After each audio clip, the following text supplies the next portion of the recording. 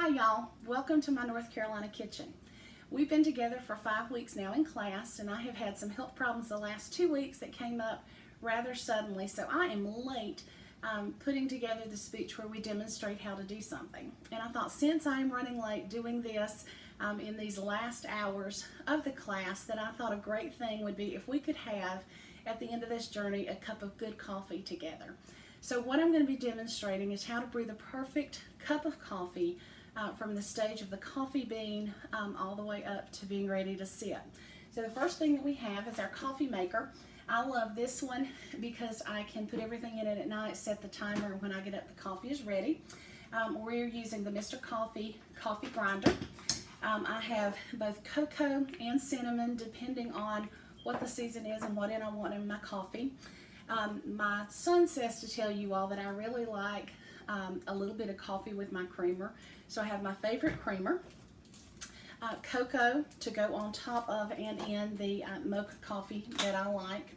And then I have the frother so that we can froth our milk. And of course, our filter, measuring cup, we have our whipped cream to go on top. And then the most important part of it is our coffee beans.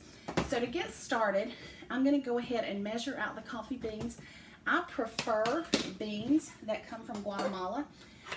Guatemala has warm temperatures during the day, and then they have cool temperatures at night. And the two of those things together lends to a really, really good coffee bean that doesn't have that bitter taste. So I am doing 4 cups of coffee, and I'm going to do a little more than a half. And I'm going to move this up. Normally my things are over there on my coffee bar, but it's a little hard to get a video over there, so I moved everything here. So I fill up my grinder until it's full, and then I want to come in, and with this one, we just mash and get those beans to the consistency that we want them to be in. Now you could do this in a store and bring them home. Beans have a relatively short shelf life once they're ground. They can still be used, they just don't taste quite as good. And then I'm going to turn those upside down to get all of that ground bean down into the portion where I can pour it out.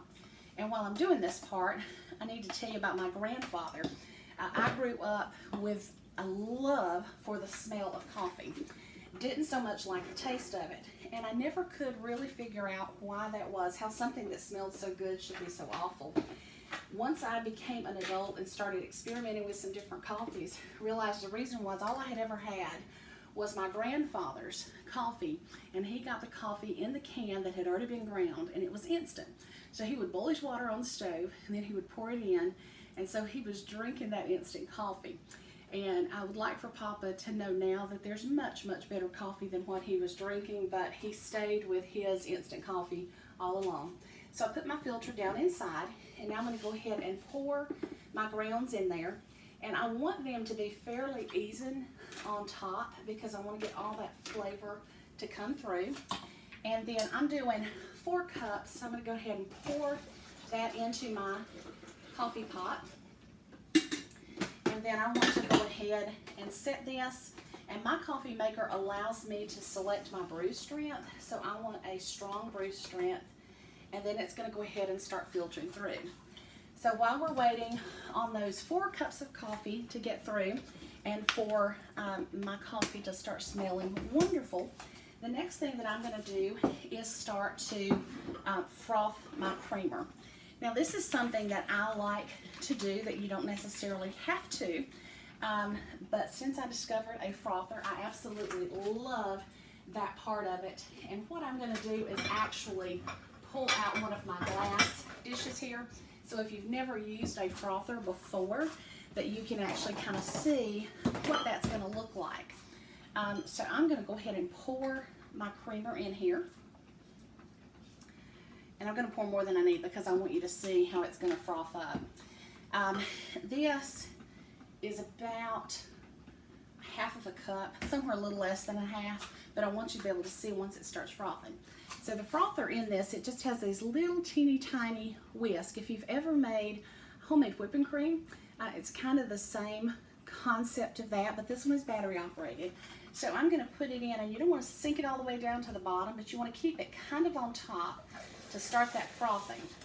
And you can sort of hear, I hope, the way it's going, and you can see that we are starting to go above that half cup mark that we had going before.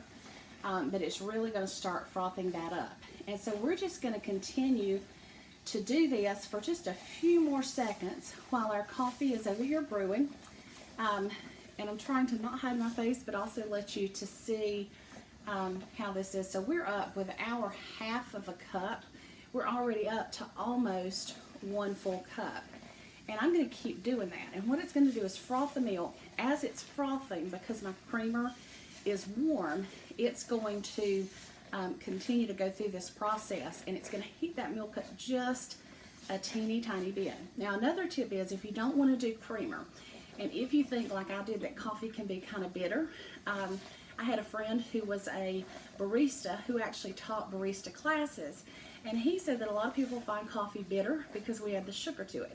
You shouldn't add your sugar to your coffee. You need to add your sugar to your milk, and then let that sweeten it, because there's something that happens when you add that sugar directly into the coffee, that it reacts with the beans. So we are almost done with our process here of doing this, and so I'm going to go ahead and turn this off.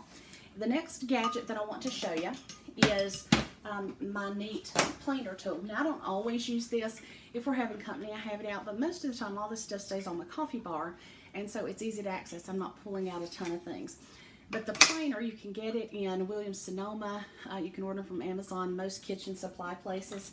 And so what this does is we'll kind of shave our chocolate, and we get our chocolate shavings. And again, I'm going to try to do this up at a level where that you can see that, but we're going to just finely grate those little bits of chocolate. And so we end up with a little bit of chocolate, and what I am using is Ghirardelli dark chocolate that's going to go in mine, because sometimes I like the coffee and the chocolate together. So our coffee is getting to the stage where it is almost done. So what I'm going to do is go ahead and come in, and the first thing that I'm going to do is I'm going to go ahead and pour a little bit of my creamer in first, and this is just the frothed creamer. And so I hope that you can see what it kind of looks like here. And then on top of that, I'm going to come back in, and I'm going to pour my coffee in on top of that.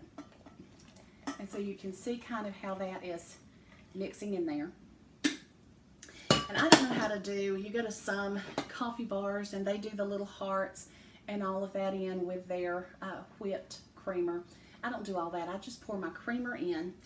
And then the last part of that that I absolutely love to do, and I'm trying to get it back here far enough where you can see it, is to put some whipped topping on top. So we're going to put our whipped cream on top, and then I'm going to come back in with my microplaner, and I just want some more of that chocolate up on top of my perfect cup of coffee. So I wish you all were here in North Carolina.